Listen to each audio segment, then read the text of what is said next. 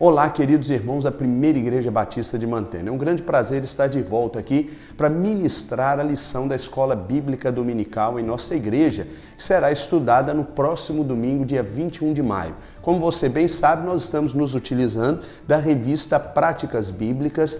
Esta é uma revista que foi produzida pela Convenção Batista Mineira e que, portanto, está alinhada às nossas doutrinas e aos nossos ensinamentos. Eu gostaria de lembrá-lo que a lição de hoje é a lição de número 16, que tem por título Uma Igreja que Anuncia o Nome de Jesus.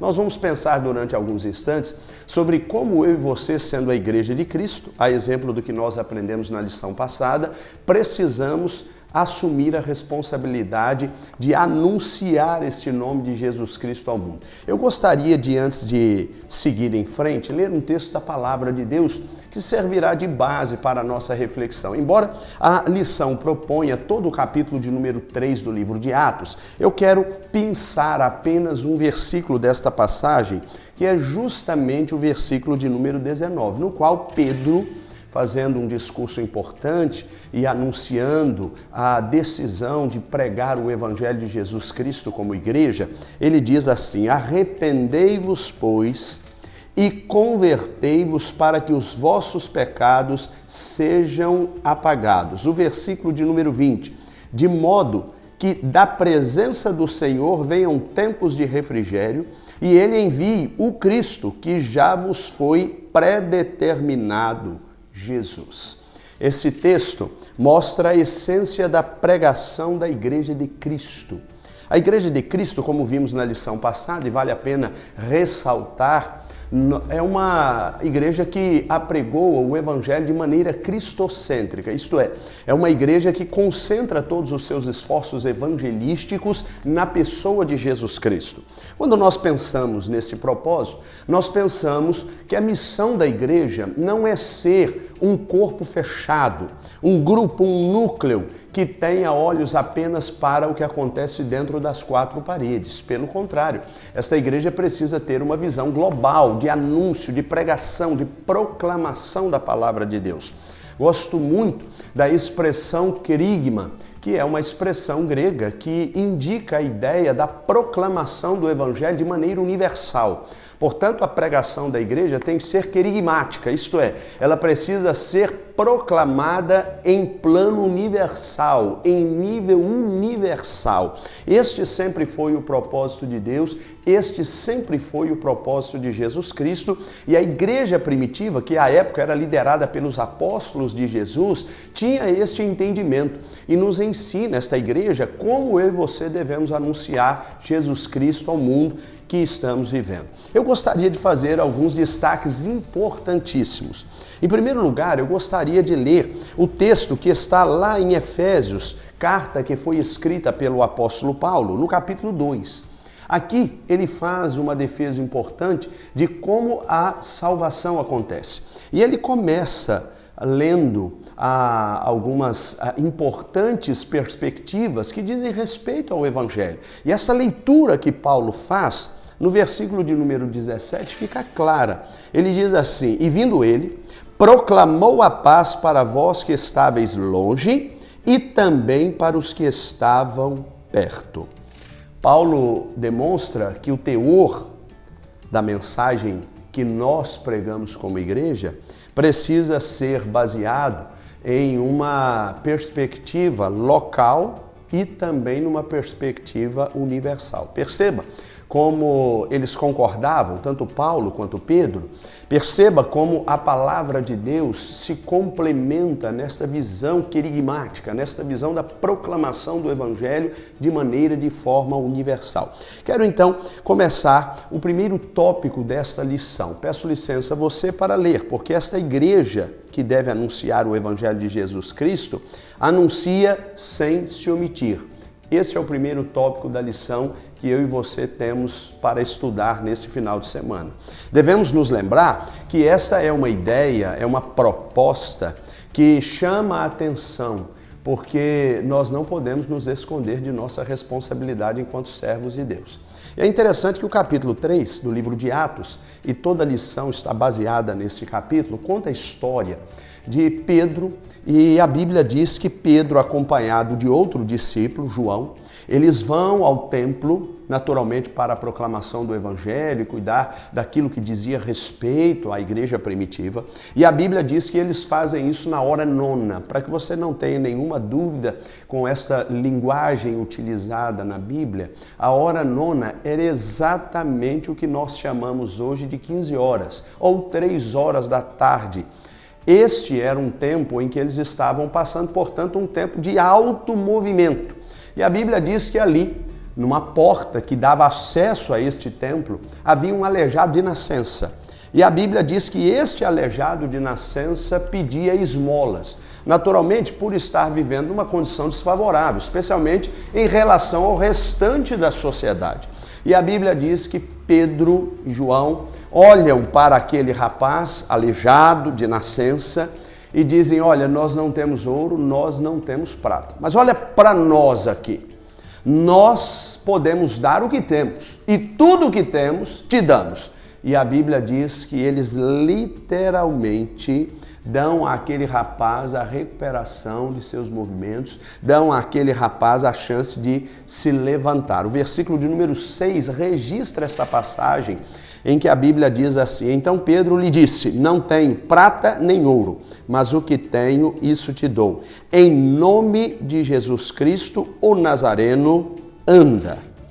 E pegando-o pela mão direita, levantou-o. Imediatamente os pés e tornozelos do homem se firmaram. Que passagem fantástica. Porque Pedro e João poderiam naquele momento ter se omitido atrás da desculpa de não ter o dinheiro, não ter a esmola para dar àquele aleijado. Mas ao invés de fazerem isso, eles se apresentaram. E esta é uma perspectiva que não pode fugir de nossa mente. Porque fica claro, fica evidente que esta igreja já estava adotando um movimento evangelístico extraordinariamente importante. Como lemos há pouco, na carta do apóstolo Paulo aos Efésios, no capítulo 2, mais especificamente o versículo 17, nós percebemos que esta igreja estava querendo ampliar o seu território de evangelização. Esta igreja entendia que precisava favorecer a sua caminhada evangelística em Jerusalém, portanto no plano local, na Judéia, em Samaria e até os confins da terra. Isto é, ela não poderia restringir esta mensagem apenas naquilo que estava cômodo para eles. Interessante que isso nos diz bastante, especialmente sobre o tempo que estamos vivendo, esse tempo de pandemia. Muitas pessoas poderiam se omitir nesse momento, líderes religiosos, igrejas. Olha, nós vamos fechar as portas, é um tempo de pandemia, não há mais o que fazer, não há mais o que resolver, então vamos ficar apenas no nosso mundinho aqui, nos lamentando sobre o que está acontecendo. Mas na verdade Deus está nos dando o privilégio de estender as nossas fronteiras, de ganhar novos territórios para o Evangelho de Jesus Cristo. Através da evangelização que estamos fazendo pela internet, nós estamos amplificando o alcance da mensagem. Cerca de 3.000 pessoas a cada final de semana têm tido a oportunidade de ouvir o Evangelho de Jesus Cristo. Pessoas daqui de Mantena, pessoas de fora de Mantena, ainda dentro do nosso estado, Governador Valadares, Belo Horizonte, Uberlândia. Mas nós poderíamos também pensar no plano de outros estados, Espírito Santo, Bahia, São Paulo, Rio Grande do Sul, Paraná, há tantos lugares que estão sendo alcançados, estão nos chegando essa notícia e podemos pensar isso também em nível mundial, porque essa mensagem tem alcançado muitas pessoas. Então, diante das grandes dificuldades e impossibilidades que temos, nós não podemos nos omitir, nós precisamos nos apresentar. É aí que a igreja se mostra de forma decisiva. E era isso que Pedro e João estavam ensinando com o seu comportamento naquele dia. Naturalmente, isso chamou a atenção dos demais discípulos que andavam naquela região, que estavam acompanhando o crescimento, o desenvolvimento do Evangelho de Jesus Cristo, e eles se admiraram com o que estava acontecendo. E é interessante que Pedro faz referência ao nome de Jesus Cristo e ele diz, olha, quando eu fiz aquele milagre, não fiz pelo meu poder, eu o fiz pelo nome de Jesus. Então, quem não se omite abre um leque de possibilidades para a proclamação do Evangelho. Talvez nós não possamos dar o que as pessoas esperam.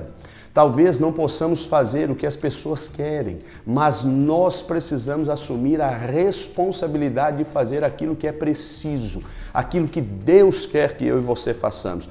Então não se omita. Você pode ser um missionário dentro da sua casa, você pode ser um missionário na sua vizinhança, você pode ser um missionário na sua cidade, você pode ser um missionário no mundo inteiro. Não há barreiras para crentes que fazem parte de uma igreja que tem a proposição querigmática, em outras palavras, que tem a proposta no coração de pregar o Evangelho. Certamente você se torna um missionário. E aí chegamos ao segundo tópico desta lição, que nos chama a atenção para as oportunidades. E então o autor diz que esta igreja, que anuncia o nome de Jesus Cristo ao mundo, aproveita todas as oportunidades. Será que nós temos aproveitado todas as oportunidades que Deus está nos dando, que Deus está nos concedendo? Será que nós estamos entendendo que esta é uma grande oportunidade que Deus está nos concedendo? O fato de estarmos vivos, termos voz, termos uma internet à nossa inteira disposição. Será que nós estamos compreendendo exatamente o que isto significa? E é interessante que Pedro começa a fazer uma defesa deste anúncio do Evangelho de maneira universal. E ele diz, olha, nós não estamos fazendo nada diferente do que Jesus Cristo nos ensinou e do que vimos ele fazer, inclusive. E então ele começa a fazer referência a uma série de momentos em que Jesus havia proclamado o Evangelho. E é interessante que o versículo 16 registra isso. Ele diz assim, pela fé, no nome de Jesus, este nome deu forças a este homem que vedes e conheceis. Sim, a fé que vem por meio dele deu a este homem a saúde perfeita diante de vós. O que havia acontecido com aquele aleijado de nascença, na cura aplicada através da palavra, do desafio de Pedro, estava acontecendo por causa da fé no nome de Jesus Cristo.